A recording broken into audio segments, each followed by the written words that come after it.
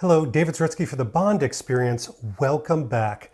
This is a video that I've done the premise before. There's a lot of brands out there that are not part of the Bond brand family. They haven't been seen in a James Bond movie yet, but they probably deserve it. Why? Well, maybe because they're made in the UK. Maybe they've got a certain luxury connotation to it, befitting of Bond. Or maybe they're so iconic, just like Bond is, that they're perfectly aligned. And this video is to talk about one of those brands. It's RayBan. Yes, RayBan, the sunglass company, of course. Now, we're going to talk about the history of RayBan and we're going to talk about the why behind RayBan. But my gosh, think about it. We've seen Bond in so many different sunglasses. Calvin Klein, Varney, Barton Pereira. My gosh, the list goes on and on and on. But no RayBan, which is incredible to think about when you think about James Dean and you think about Maverick from Top Gun and Tom Cruise and all the different personalities and celebrities that have worn RayBan, but not Bond. And yet the design, the lines, the very aspect of RayBan, the vision, connects really well to James Bond. And I'm going to prove it. All right, just don't take my word for it. Of course not. So let's take a look and listen about the history of RayBan. So RayBan started its roots in 1930s. This was a time when in the US Air Force, everything, the world was about aviation. And that's when RayBan was born. They created an anti-glare eyewear that went on sale to the public in 1937. So everybody thinks it started with James Dean and Audrey Hepburn, even Michael Jackson, but no, it didn't start with cultural icons. It started with the Air Force. And the first one that really was remodeled with a metal frame is the RayBan Aviator, which we all know and really hasn't changed significantly since then. So basically it went to the pilots, to the whole idea of branching out to other people. And the glass, the eyewear itself, didn't have a lot of different aspects to it, didn't have a lot of choices. So in the 1940s and then 1950s, that's when things really became part of the mainstream. So in kind of the wake of World War II, Hollywood was having this increased powerful impact on what people wore. The RayBan Wayfarer model was launched in 1952. And obviously James Dean in 1955's Rebel Without a Cause caused a stampede. Then you had Audrey Hepburn in 1961's Breakfast at Tiffany's, and all bets were off. RayBan was part of the American icon. Now, there was a revolution and change in 1960 that happened. There was a catalog of just a few, but it expanded to about 50 in 1969. Men, women, and yes, even children. And it wasn't just, Hollywood anymore. It was Olympians. It was very controversial films like Easy Rider and Dirty Harry and people like Bob Dylan. So it wasn't just mainstream. It was off the mainstream, the Mavericks of the world, excuse the pun. Then you had stage and screen of the 1980s. You had the Blue Brothers, Risky Business, and yes, all taking it back to its roots around two different styles that really crescendoed. Aviators and, of course, the RayBan Wayfarers themselves. Now, today, it's culture and communication.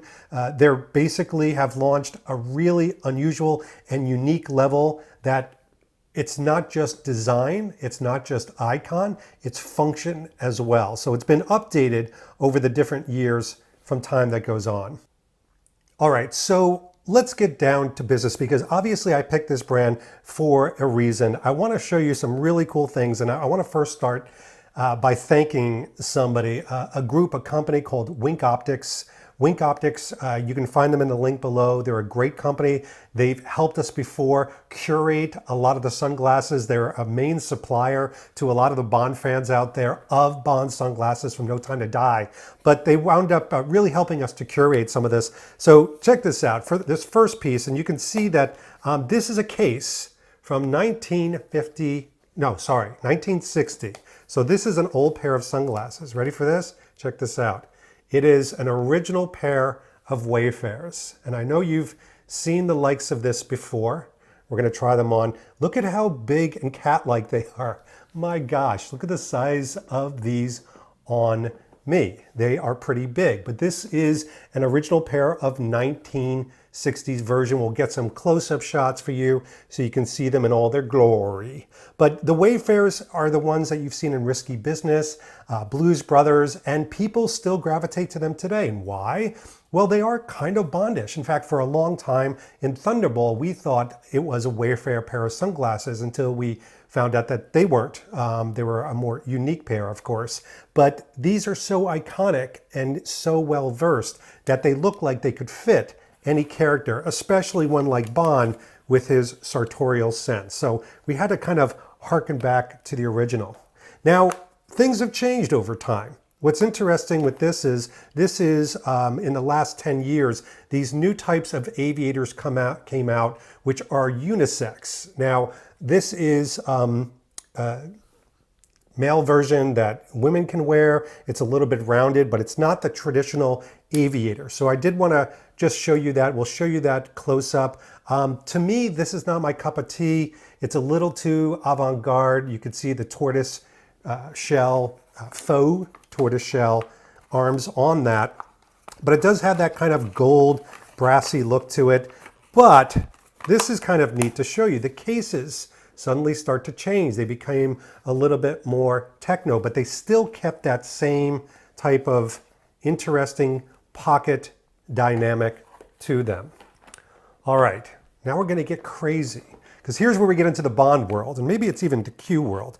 But what they've come out with RayBan, and now they have these hard cases, as you can see, a little bit more protected. But this is called their Bird Bone line. This is a pair of eyeglasses. These aren't sunglasses, but they are in the shape of the current Wayfarer mode, a little bit more squared.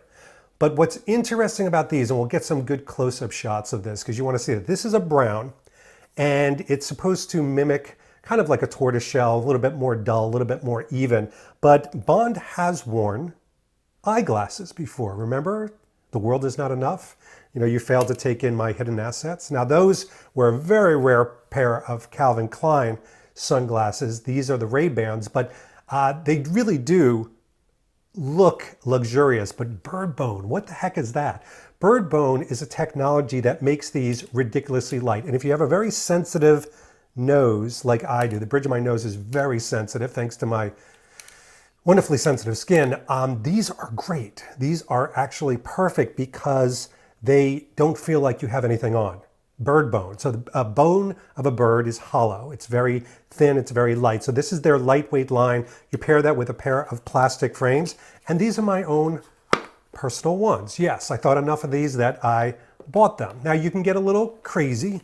You can get a little fashionable. So the bird bone ones come in a multiple of colors. These are my, when I have to go for a pitch for my company and I want to look a little bit more fashionable versus style, right? That lack of tradition. These are blue. They are blue, and we're gonna get up a nice close-up view of those. You can see the details, but still that bird bone, still wafer thin like a mint, really incredibly light. And I dare say they look okay because they're not so crazy. They're not, you know, so angular that they don't look the part. And when you pair it with a suit, you get the subtlety of the navy blue that comes out really well. Would I pair that with Bond? For me, that's probably a little bit too avant-garde for Bond, but the brown ones, perfect. Okay, the pièce de la résistance, the ones that I think would be perfect for Bond in a Bond movie. These are the Aviators. And again, coming in that case, which doesn't even look like it's changed that much, and Wink Optics were great enough to send me this pair to kind of show off and curate and kind of look at them and make sure that the prescription fits me so I could actually use this out in the wild and test these. But this is it. Here we go. These are the traditional Aviators, and you can see that it is in the gold color with what's called a brown gradient. I think this would be perfect for Bond. Why? Well, he's worn aviator-like sunglasses in both Skyfall and Quantum of Solace, and we all gravitated to them. We loved them. In fact, we thought they were Oliver Peoples. We found out they were Tom Ford. You know the story. I don't have to go over it with you. It's tons of discussion on my videos. But these just look very traditional. They will go with anything. They will go with a suit. They will go with the most dressed down outfit. They will go with jeans and chinos and sweaters and t-shirts and shorts, and they just go with everything. And yet they look stylish, meaning these have not really changed at all in all these many years. And that's Bond. You know, Bond hasn't changed all that much. The surrounding environment of Bond, the people around Bond have changed. But Bond himself, it's kind of like that throwback where we don't want him, his capability as well as his fallibility to change, because that's James Bond. And that's these Aviators. Now these are, I want to get this straight, it's a gold, they're about $169 retail. They're a 5814. The SKU number is RB3025001, and it's a 515814. That means something to somebody out there, but these have become my new favorites. So what have I been doing for this video? I've been wearing these for the last 2.5 weeks everywhere. I haven't worn any other sunglasses. I've worn them in adventures. I've worn them visiting family. I've worn them just doing simple shopping, driving my car, just hanging out outside. And these things are featherweight. Again, sensitive nose bridge, but they're light. They don't go anywhere. And this gradient really comes in handy. And this is another Bond thing when you think about Bond in real life. Yes, it protects me from the sun, but this gradient down here allows me to look at my phone, look at papers, so it doesn't darken things too much. They aren't progressive lenses, all right? I'm not walking with a cane yet. Not that progressive lenses are for older people, but this just allows me to have this incredible function. And Bond has to be. His best accessories, his best fashion, his best sunglasses are ones that you can wear. Why have them? You've heard me preach about this before. But these are iconic. 1936, probably even before, when they supplied them to the Air Force, these haven't changed. They knew a good thing back then, and they know it now. All right. So I just wanted to highlight RayBan, an iconic brand, and one that I think is befitting of Bond. So when are we going to see Bond and RayBan together? You agree with me or you disagree? Tell me below in the comments. I'd love to hear your opinion. And if you disagree, tell me the brand of sunglasses that you think are befitting of Bond. All right? This has been David Zaritsky for the Bond Experience, and we will see you real soon. Take care. Thanks for watching this episode. If you want to be up on the latest from the Bond Experience, just click on this subscribe and subscribe to our channel. You're going to get all the latest and greatest information, plus some exclusive content. And by the way, speaking of content, here's something especially for you, just because we know you. Talk to you soon.